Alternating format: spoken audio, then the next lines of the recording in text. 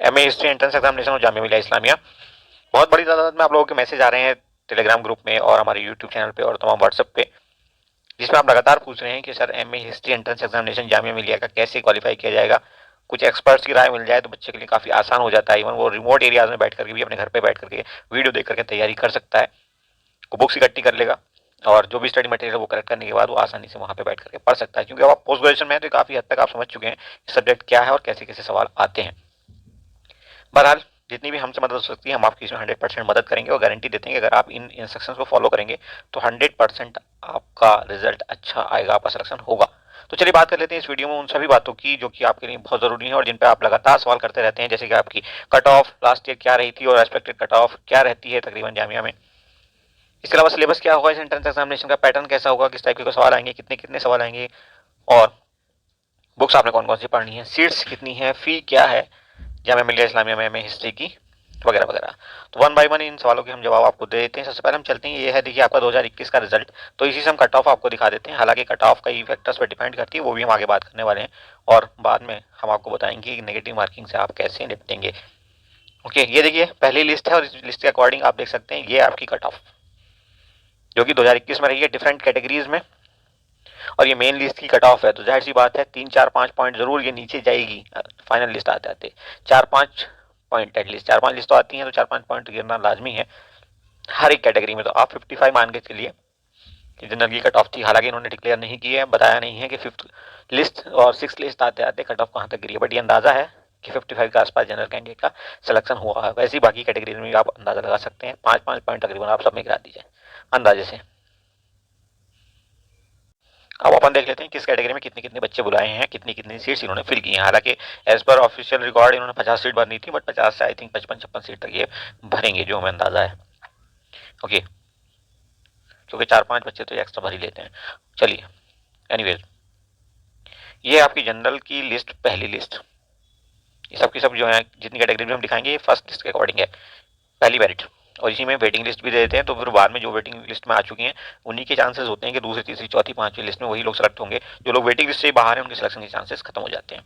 इस बार से ऐसा कर दिया है, पहले नहीं था ऐसा बट इस बार ऐसा कर दिया। फिर भी कोई छूट जाता है तो स्पॉट रजिस्ट्रेशन नाम की एक और फैसिलिटी होती है, उसमें किसी को एडमिशन मिल सकता है अगर सीट वैकेंट रहती है तो, लेकिन उसकी कोई गारंटी नहीं होती। चलिए, तो हम दिखा रहे थे आपको कि जनरल की लिस्ट है जो मेन लिस्ट है, इसमें बच्चे सिलेक्शन पाए हैं तो 22 बच्चे इन्होंने बुलाए हैं जनरल कैटेगरी में। ओके, उसके बाद बच्चे बुलाए इन्होंने मुस्लिम कैटेगरी में, और ये बच्चे जो मुस्लिम कैटेगरी में बुलाए हैं 15 बच्चे बुलाए हैं। आप देख सकते हैं, रोल नंबर दिखाना हमारा मकसद नहीं, बट नंबर आप देख लीजिए सिर्फ कि कितने बच्चे टोटल यहाँ बुलाए गए हैं। मुस्लिम ओबीसी कैटेगरी में इन्होंने बुलाए हैं 5 बच्चे, और सेम इतने बच्चे बुलाए जाते हैं मुस्लिम वुमेन कैटेगरी में। ओके, तो यहाँ पे आप ये देख सकते हैं मुस्लिम वुमेन कैटेगरी के ये 5 बच्चे हैं। उसके बाद पीडब्ल्यूडी में इन्होंने बुलाए हैं 2 बच्चे और एक, ये 3 बच्चे बुलाए हैं टोटल, ठीक है। और जम्मू एंड कश्मीर कैटेगरी में 2 बच्चे और इसके अलावा कश्मीरी माइग्रेंट में 1 बच्चा, ऐसे करके टोटल इन्होंने जो बच्चे बुलाए हैं अब तक 53। मेन लिस्ट में कितने बच्चे बुलाए हैं 53, और हमारा अंदाजा है कि 2 3 बच्चे और ये बुला लिए होंगे वेटिंग फाइनल होते होते। ओके, एनीवे, तो ये थी मेन लिस्ट। अब आप वेटिंग लिस्ट देख लीजिए, वेटिंग लिस्ट 1 ये है और इसमें काफ़ी बच्चे बुलाए गए हैं। इसमें जनरल कैटेगरी में जहाँ इन्होंने 22 बच्चे मेन लिस्ट में बुलाए थे, 49 बच्चे इन्होंने बुलाए हैं यहाँ पे जनरल के वेटिंग 1 में। तो आप समझ सकते हैं कि तकरीबन 2.5 गुना बच्चे इन्होंने वेटिंग में रखे थे पहली वेटिंग में ही। ओके, इसलिए चांसेस नहीं है कि बाद में कोई बच्चा आए। और ऐसे ही ओवरऑल हम आपको बता देते हैं जनरल के अलावा इन्होंने ओबीसी में जो बुलाए हैं बच्चे, आप देखते रहिए लिस्ट, हम स्क्रॉल डाउन करते रहे। ओबीसी में इन्होंने बुलाए हैं 10 बच्चे, मुस्लिम कैटेगरी में इन्होंने बुलाए हैं 30 बच्चे, लिस्ट आपके सामने है। ओबीसी में इसके बाद बुलाए हैं 10 बच्चे, और उसके बाद मुस्लिम वुमेन में भी सेम बुलाते हैं, 10 बच्चे ही बुलाए होंगे। ये देखिए 10 बच्चे मुस्लिम वुमेन के। उसके बाद पीडब्ल्यूडी में 1 बच्चा, और उसके बाद जम्मू एंड कश्मीर कैटेगरी में 4 बच्चे। ओके, और ऐसे करके ये आपका पूरी लिस्ट हो गई, वेटिंग लिस्ट 1 हो गई और आपकी मेन लिस्ट हो गई। ऐसे करके इन्होंने वेटिंग लिस्ट 1 में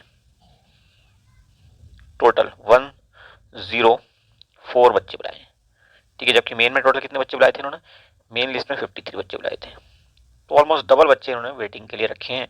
अब जितने बच्चे इनमें से छोड़ेंगे 53 में से, ये कुछ बच्चे फर्स्ट उसमें बुलाएंगे कॉल में, उसका सेकंड कॉल, थर्ड कॉल, ऐसे करके 6 7 लिस्ट निकालेंगे और आई थिंक 30 40 बच्चे और एडजस्ट हो जाएंगे इस ढंग से। तो आप समझ सकते हैं किस ढंग से मेरिट बनती है और क्या वेटिंग रहती है। अब बात ये आती है कट ऑफ आखिर वेरी क्यों करती है इतनी ज़्यादा, क्योंकि बच्चे बहुत सारे सवाल पूछते हैं सर इतनी ज़्यादा कट ऑफ वेरी क्यों करती है। क्योंकि एक एग्जाम्पल हम आपको बता दें, बीएससी बायोलॉजी की लास्ट ईयर की जो कट ऑफ थी बायोटेक की, उसमें बायोलॉजी में 2 सेक्शन होते हैं, बायोलॉजी एंड बायोटेक, तो बायोटेक में ऑलमोस्ट 70+ थी। और वो लास्ट ईयर मतलब 2 साल पहले 2019 में यही कट ऑफ थी अप्रोक्सीमेटली 55। तो इतना ज़्यादा वेरिएशन आ जाता है, इसके पीछे सबसे बड़ी वजह होती है पेपर का पैटर्न। अगर पेपर बहुत आसान आ गया है, ठीक है, पेपर का लेवल कह लीजिए आप, पेपर अगर बहुत आसान आ गया है तो मेरिट ऊपर जाती है, टफ आ जाएगा तो मेरिट नीचे चली जाती है। दूसरा फैक्टर होता है नंबर ऑफ स्टूडेंट्स जो कि लगातार बढ़ते हैं, तो ये ऊपर की तरफ को ड्रैग करता है, बट इसमें कोई अचानक चेंज नहीं आता, सडन चेंज, धीरे धीरे बढ़ता हर साल है। लेकिन ये मेन तो है क्वेश्चन पेपर का पैटर्न। तीसरा हो जाता है नंबर ऑफ सीट, तो नंबर ऑफ सीट भी ऑलमोस्ट फिक्स ही होती है, यूनिवर्सिटी बहुत कम ऐसा करती है कभी कभार कि थोड़ी बहुत सीट्स आगे पीछे कर ले, अदरवाइज उसमें कोई चेंज होता नहीं, वो फैक्टर ऑलमोस्ट फिक्स है। तो ये आप ध्यान रखिए, क्वेश्चन पेपर का लेवल जो है वो मेन रोल इसमें प्ले करता है, क्योंकि बच्चे बहुत ज़्यादा सवाल पूछते हैं कट ऑफ को लेकर, इसलिए बताना बहुत जरूरी था। ये रहा आपका सिलेबस। जब हम सिलेबस की बात कर रहे हैं तो देखिए 2 पार्ट में ये क्वेश्चन पेपर आएगा, part A and part B. Part A में क्या होगा, 40 क्वेश्चन होंगे एमसीक्यू टाइप के, 1 नंबर का एक सवाल होगा, यानी कि 40 नंबर के टोटल सवाल होंगे। अगर गलत किया आपने, कोई आंसर गलत किया आपने, तो 0.25 नंबर कटेगा एक क्वेश्चन पे। 4 सवाल गलत कर दिए तो 1 नंबर आपका उड़ जाएगा।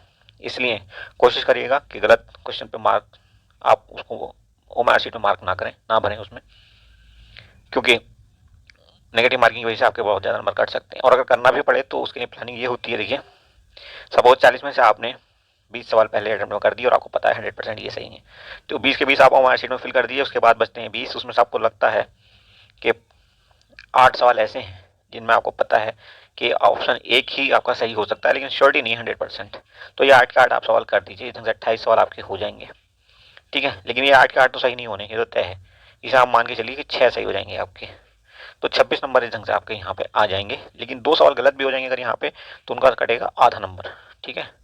तो इस ढंग से आपका 25.5 स्कोर हो जाएगा, जो कि पहले कितना था, 20 था। तो 20 से 25 अगर आप पहुंच गए तो बहुत बड़ी कामयाबी होगी। लेकिन इसके अलावा अगर आपको 2 ऑप्शन में शक हो तो आप एक भी टिक मत करना ऐसा क्वेश्चन, ठीक है। ये सिर्फ उन क्वेश्चन के लिए है जहाँ पर आपको एक ऑप्शन लग रहा है कि सही है यही और इसके अलावा कोई और सही नहीं हो सकता, लेकिन श्योरिटी नहीं है, ठीक है जी।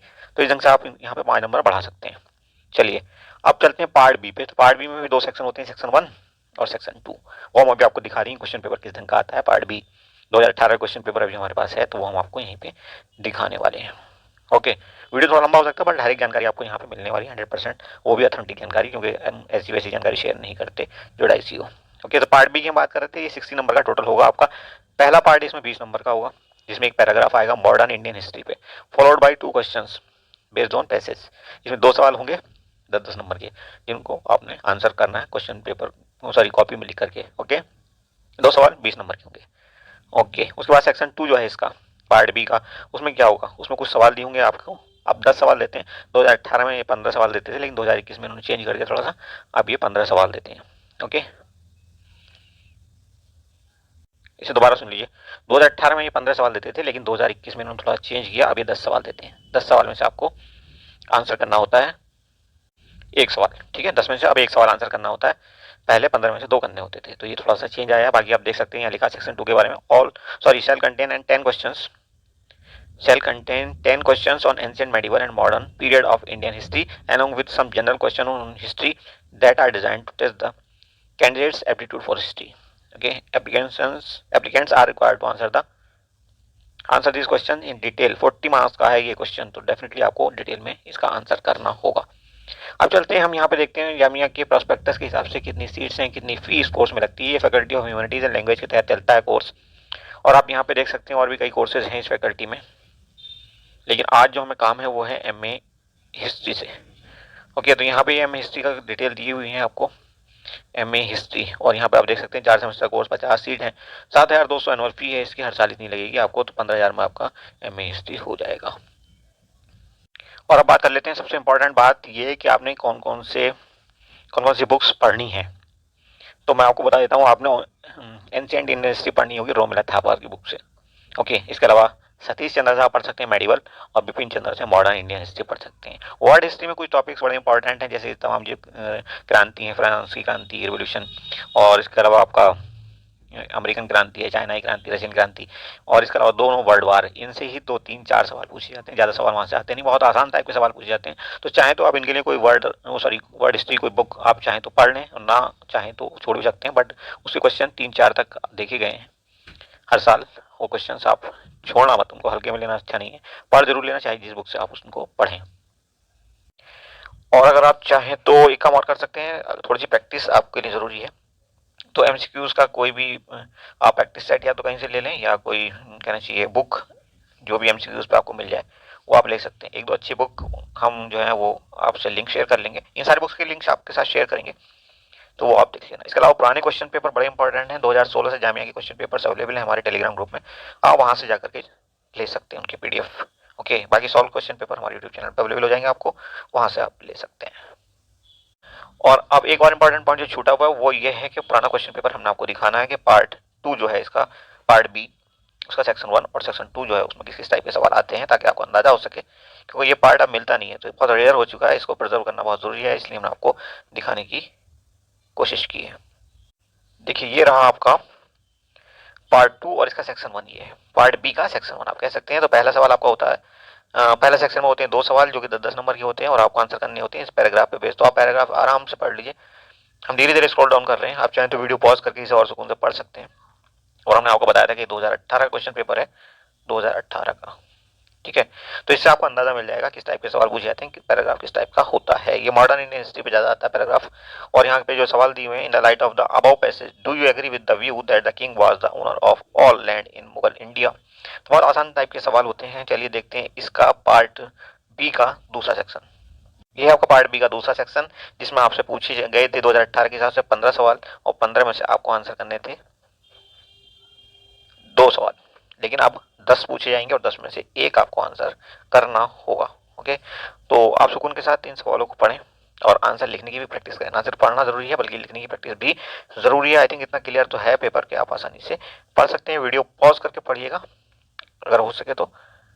ओके, और इसका पीडीएफ हम जो अपने टेलीग्राम ग्रुप में शेयर कर लेंगे, वहां से आप इसका पीडीएफ ले लेना ताकि आप ज़्यादा अच्छे से इस पर प्रैक्टिस कर सकें। ओके, तो सिर्फ आपको इस टाइम पे 2021 ऑनवर्ड जो है वो एक ही सवाल का आंसर करना है, ये ध्यान रखना। और इन फ्यूचर वेबसाइट विजिट करते रहना, चाहे मैं प्रोस्पेक्टस विजिट करते रहना, मे भी कोई और चेंज हो तो वो आप वहाँ से नोटिस कर सकते हैं। तो आई थिंक हमने आपके सभी सवालों का जवाब दे दिया। अगर आप घर पे भी चाहें तो आप घर पे रह के आप तैयारी कर सकते हैं। इंपॉर्टेंट लिंक हम आपके साथ शेयर करेंगे डिस्क्रिप्शन बॉक्स में, इंक्लूडिंग टेलीग्राम का लिंक भी, तो आप वहाँ पर जाकर के ज्वाइन कर सकते हैं। पीडीएफ वगैरह सब आपको हमारे टेलीग्राम चैनल से ही मिल जाएंगे। Thank you for watching, see you soon.